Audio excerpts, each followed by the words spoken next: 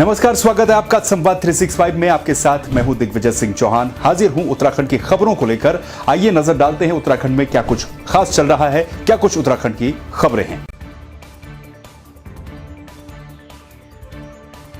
देहरादून में corona curfew के पहले दिन पुलिस प्रशासन चौकस नजर आया। शहर में जगह जगह पर बैरिकेडिंग लगाकर लोगों के वाहनों को चेक किया गया।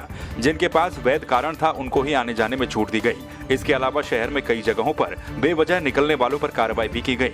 घंटाघर से लेकर तमाम जगहों पर पुलिस के द्वारा बेवजह निकलने वालों पर चालान की कार्रवाई भी की गई। वहीं आवश्यक सेवा से जुड़े हुए वाहनों को आने जाने में छूट रही, तो वहीं बाजार भी बंद नजर आए। सिर्फ आवश्यक सेवाओं की दुकानें ही खुली रही। जो अनावश्यक घूम रहे हैं, जिनको वैध कारण नहीं है, जिनका या तो कोई हॉस्पिटल जा रहा है, टीका लगवाने जा रहा है कोविड का टेस्ट कराने जा रहा है, या किसी अपने पेशेंट को भर्ती होने जा रहा है, उनको जाने दिया जा रहा है। लेकिन उनको भी ये बता दिया गया है, आज उनको क्लियर कर दिया गया है कि आपको उसके लिए पास लेना अनिवार्य है। अगर आपको कोई इमरजेंसी है, तो पहले भी होता था कि थाने में पास लेके वो जाता था कि साहब मुझे अर्जेंट जाना है, तो अब हम उन्हीं को जाने दिए जाएगा जिन पे पास। रामनगर के प्रसिद्ध बालाजी मंदिर में कोविड के नियमों का ध्यान रखते हुए हनुमान जयंती का पर्व मनाया गया। श्री बालाजी मंदिर कोसी घाट के आयोजक डॉक्टर शुभम अग्रवाल ने बताया कि इस बार कोविड के बढ़ते मामलों को देखते हुए सूक्ष्म तरीके से ही हनुमान जयंती मनाई गई। बालाजी महाराज का भव्य चोला श्रृंगार के साथ ही सुंदरकांड और भक्तों को पैकेट में ही प्रसाद बांटा गया। और प्रार्थना करता हूँ बाबा से कि सभी के ये जो कोविड की वजह से जो एक महामारी का आया है, इतना बड़ा दुविधा है, लोग परेशान हैं, लोगों के घर में आए दिन लोग बीमार हो रहे हैं, डेथ हो रही है, तो उसके लिए बाबा से इस जयंती पे एक प्रार्थना करता हूँ कि सभी को जो है इस बीमारी से दूर रखें और इस महामारी से जल्दी हम लोगों को दूर करें। इस प्रोग्राम को हमने इस कोविड की वजह से बहुत सूक्ष्म स्तर से किया, जिसमें हमने कोविड के पूरे नियमों का पालन किया। सभी अपने जो मंदिर के भक्त हैं उन लोगों से निवेदन किया कि एक साथ मंदिर में इकट्ठित ना हो। पूरे दिन हम लोग प्रसाद वितरण कर रहे हैं। धीरे धीरे एक एक दो दो करके आके लोग प्रसाद अपना आके मंदिर में ले सकते हैं। हरिद्वार के गुरुकुल कांगड़ी सम विश्वविद्यालय में चल रहे औषधि पादप महाकुंभ 2021 के अंतर्गत ऑनलाइन माध्यम से विश्व बौद्धिक संपदा दिवस मनाया गया। कार्यक्रम में मौजूद सभी लोगों ने बौद्धिक संपदा के संरक्षण एवं इसके विस्तार के लिए अपने विचार रखे। किस तरीके से आप जान रहे हैं कि लोग बहुत सारी फिजिकल प्रॉपर्टीज़ होती हैं, लैंड्स हैं, बिल्डिंग्स हैं, ग्राउंड्स हैं, इसी तरह से हमारे जो आइडियाज़ हैं उनको भी हमें प्रोटेक्ट करना चाहिए। तो ये इंटेलेक्चुअल प्रॉपर्टी राइट्स, हमारी जो बौद्धिक संपदा है उसको प्रोटेक्ट करने के लिए है। उसके ऊपर हमारा जो एक संगोष्ठी है वो चल रहा है। चलते हुए बहुत सारे लिमिटेशंस हैं, तो हमने इसको वर्चुअल मोड पे रखा हुआ है।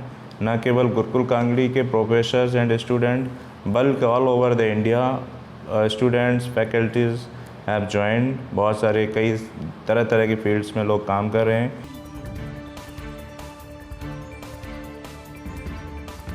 धर्मनगरी हरिद्वार में रिहायशी इलाकों में जंगली जानवरों के आने का सिलसिला रुकने का नाम नहीं ले रहा। कल देर रात को भीमगौड़ा क्षेत्र के हिल बाईपास त्रिमूर्ति गेस्ट हाउस के सामने बीच सड़क पर गुलदार पेरोक्टो घूमता हुआ नजर आया। गनीमत रही कि रात होने के कारण गुलदार ने किसी पर हमला नहीं किया। गुलदार की चहल पहल सीसीटीवी कैमरे में कैद हो गई।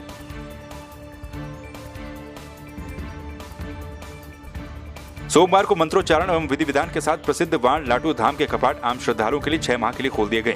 वाण स्थित लाटू धाम के कपाटोत्सव में प्रदेश के पर्यटन मंत्री सतपाल महाराज ने कपाट खुलने की तमाम धार्मिक परंपराओं में सम्मिलित होकर प्रदेश एवं देश की खुशहाली की कामना की।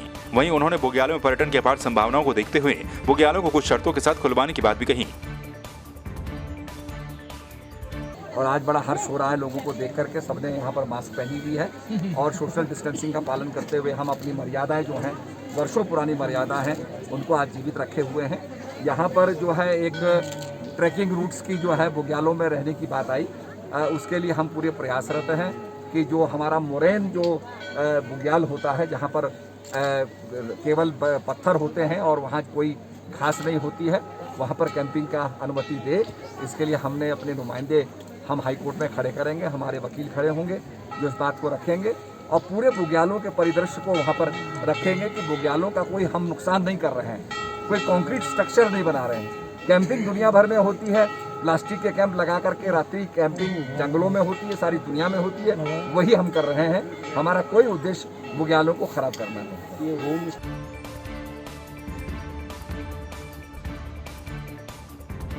बागेश्वर जिले में एक कोरोना संक्रमित शिक्षक की इलाज के दौरान मौत हो गई। आपको बता दें 18 अप्रैल को शिक्षक ने आरटीपीसीआर टेस्ट करवाया था। 25 अप्रैल को रिपोर्ट पॉजिटिव आई थी, जिसके बाद बागेश्वर के कोविड अस्पताल में उनका इलाज चल रहा था। वहीं पर शिक्षक ने दम तोड़ दिया। जिले के शिक्षक संघ ने शिक्षकों की स्टेजिंग एरिया में ड्यूटी लगाने से पहले उनका कोविड टीकाकरण करवाने की मांग की है।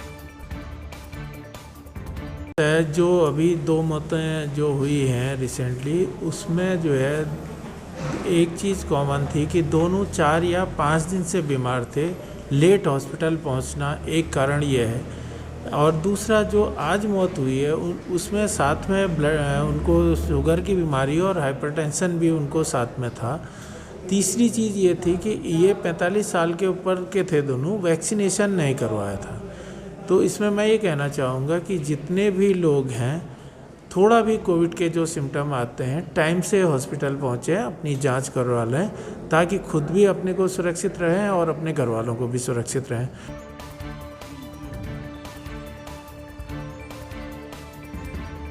कोटद्वार में बढ़ते कोरोना संक्रमण को देखते हुए 3 मई तक कर्फ्यू लगाया गया है, लेकिन कोविड कर्फ्यू के दौरान शहर में भारी भीड़भाड़ देखने को मिली। प्राइवेट वाहनों की आवाजाही पहले की तरह सड़कों पर सुचारू दिखी। भारी भीड़भाड़ वाले इलाकों में प्रशासन की तरफ से कोई भी गाइडलाइन का पालन होता हुआ नहीं दिखाई दिया।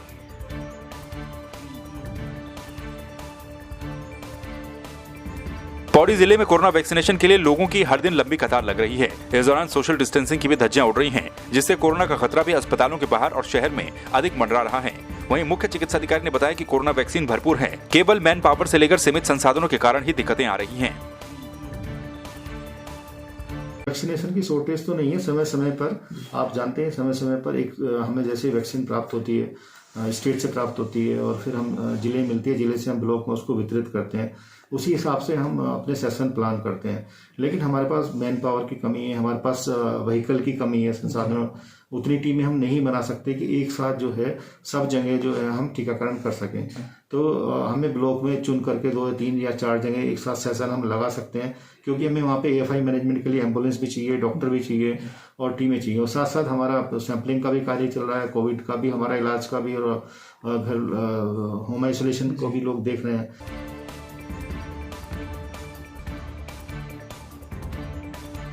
पिथौरागढ़ जिले में सोमवार को कोरोना जांच केंद्र का जिलाधिकारी आनंद स्वरूप एवं पुलिस अधीक्षक सुखबीर सिंह ने संयुक्त रूप से निरीक्षण कर व्यवस्थाओं का जायजा लिया। जिलाधिकारी ने कहा कि कोरोना संक्रमण की रोकथाम को देखते हुए जनपद में प्रवेश करने वाले प्रत्येक व्यक्ति का RT-PCR टेस्ट होना जरूरी है, जिसके बाद उसे आइसोलेशन में रखा जाएगा। जी हाँ, उनको शासन से स्तर से निर्देश जारी हो चुका है। मैंने भी अपने स्तर से कर दिया है कि सभी ग्राम प्रधान जो है क्वारंटीन करने की, अगर कोई व्यक्ति जिसके होम आइसोलेशन की व्यवस्था नहीं है उसके घर में, उसे ग्राम स्तर पर क्वारंटीन किया जाए, पंचायत घरों में या स्कूल में, जहाँ भी उचित समझते हो। उसके लिए मैंने एक 3 सदस्यीय कमेटी भी बना दी है, ग्राम प्रधान और ग्राम विकास अधिकारी और पटवारी। ये तीनों लोग देखेंगे, जो भी ज़रूरत होगी अपने अपने विभाग संपर्क करके उनको वहाँ मैनेज करेंगे।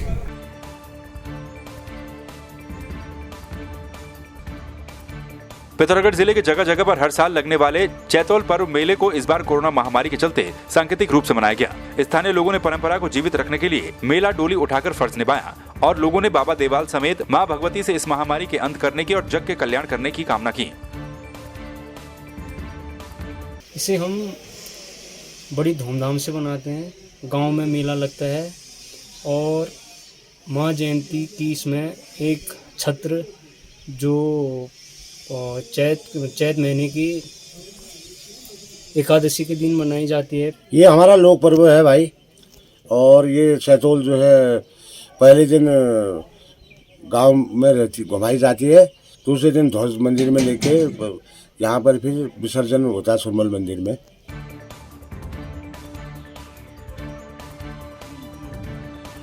पिथौरागढ़ के कनाली शीना विधानसभा डीडीहाट निवासी पूर्व पंचायत अध्यक्ष किशन भंडारी ने कोरोना काल में आमजन की समस्या को देखते हुए 24 घंटे एम्बुलेंस सेवा देने का वादा किया है, जिसके बाद डीडीहाट विधानसभा की जनता ने भंडारी की सराहना की और कहा कि उनके द्वारा सेवा में समर्पित एम्बुलेंस की सेवा विधानसभा के हर जरूरतमंद व्यक्ति को मिलेगी, जिसका कोई शुल्क नहीं रखा गया है।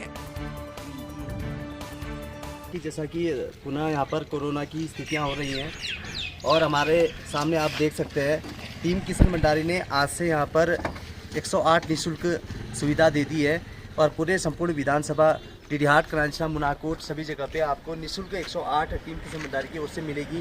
जिनको भी परेशानी हो रही है वह हमारे टीम किशन भंडारी के कार्यकर्ताओं से संपर्क करें और निःशुल्क 108 सुविधा यहाँ पर टीम किशन भंडारी दे रही है। कोई भी व्यक्ति अनावश्यक काम, कोई बहुत ज़रूरी काम नहीं है तो घर से बाहर न निकलें, क्योंकि अस्पतालों की संख्या जैसे कहीं पर 10 बेड हैं और अगर 100 पेशेंट अगर वहाँ पर पहुँच जाएंगे तो दिक्कत स्वतः ही आ जाएगी। डॉक्टर भी 10 के हिसाब से हैं और मरीज इस बीच इतनी तेज़ रफ्तार से बढ़ रहे हैं और बढ़ाने में हम सब लोगों का सहयोग है कि हम अनावश्यक भीड़ भाड़ में जा रहे हैं।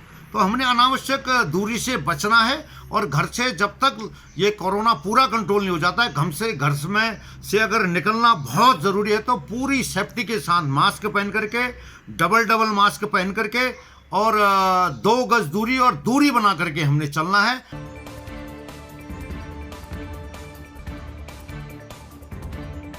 टिहरी के गंगोत्री ऋषिकेश राष्ट्रीय राजमार्ग पर ऑल वेदर प्रोजेक्ट के तहत इंडर गांव निवासी जगत सिंह राणा का भवन रोड निर्माण के कारण क्षतिग्रस्त हो गया है, लेकिन बीआरओ के द्वारा समस्या पर कोई कार्रवाई नहीं की जा रही है, जिसके चलते जगत सिंह ने परिवार समेत धरने पर बैठने की चेतावनी दी है।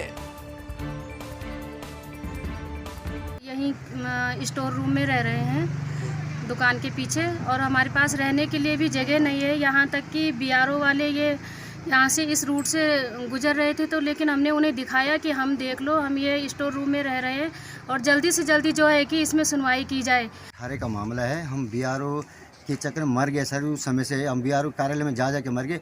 इंडिविजुअल में देखला भी गया तो उनके कमान अधिकारी से मिलके भी आया, उनको अपनी पूरी यथा सुनाई भी सर ये ऐसी स्थिति आ गई मेरे मकान की, पूरी जर्जर हालत में हो गया, इसका आप कुछ कीजिए।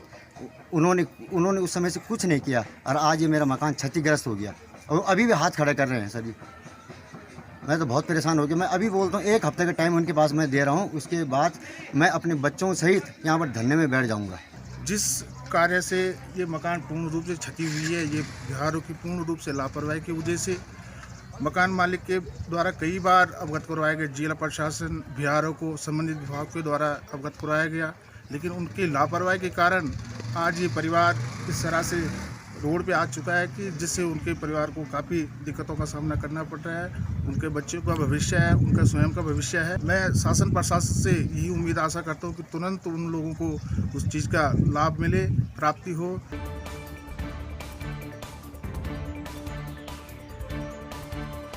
पौड़ी के द्वारिखाल ब्लॉक प्रमुख और उत्तराखंड क्षेत्र पंचायत प्रमुख संगठन के प्रांतीय अध्यक्ष महेंद्र राणा और द्वारिखाल ब्लॉक अध्यक्ष अर्जुन सिंह ने मुख्यमंत्री तीरथ सिंह रावत को पत्र लिखकर ग्राम पंचायत प्रतिनिधियों को फ्रंटलाइन वर्कर्स मानते हुए उनको पहले वैक्सीन लगवाए जाने की मांग की है। उन्होंने कहा कि कोरोना संक्रमण के दौरान पंचायत प्रतिनिधियों ने बिना संसाधनों के प्रवासियों के लिए अच्छी व्यवस्था की थी, लेकिन जब इस बीमारी का प्रकोप कम हुआ और सभी जितने भी फ्रंटलाइन वर्कर थे, स्वास्थ्य विभाग या अन्य सभी विभागों को, तो सरकार ने उनको फ्रंटलाइन वर्कर माना गया और उनको सभी का टीकाकरण कराया गया। तो लेकिन हमारा ना टीकाकरण कराया गया, ना हमको फ्रंटलाइन वर्कर माना गया। तो मेरा माननीय मुख्यमंत्री जी से अनुरोध रहेगा कि समस्त पंचायत प्रतिनिधियों को 1 मई को जो टीकाकरण होना है, पहले तो सबका टीकाकरण कराया जाए और सबको फ्रंटलाइन वर्कर मानते हुए सबको फ्रंटलाइन वर्कर माना जाए और सबको सम्मान की दृष्टि से उनको सम्मान दिया जाए।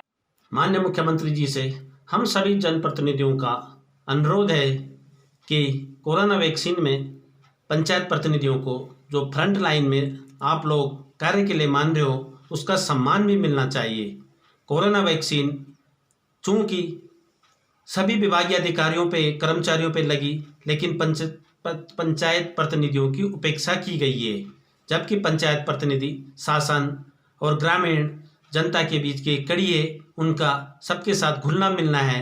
उन्हें भी कोरोना वैक्सीन निश्चित तौर पे लगनी चाहिए और ग्रामीण के हर नागरिक को भी लगनी चाहिए।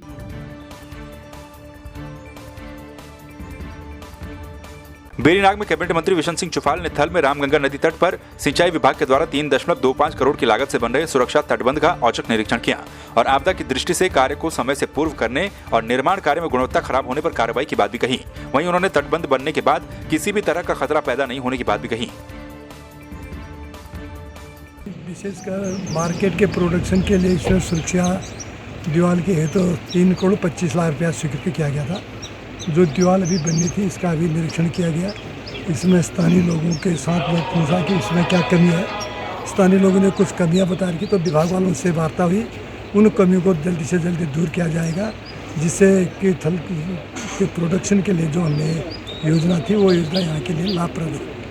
तो आपने देखा उत्तराखंड में क्या कुछ खास चल रहा है, क्या कुछ उत्तराखंड की खबरें रही। एक बार फिर से आपके सामने हाजिर होंगे उत्तराखंड की कुछ और खबरों के साथ। तब तक के लिए आप बने रहिए संवाद 365 के साथ। नमस्कार।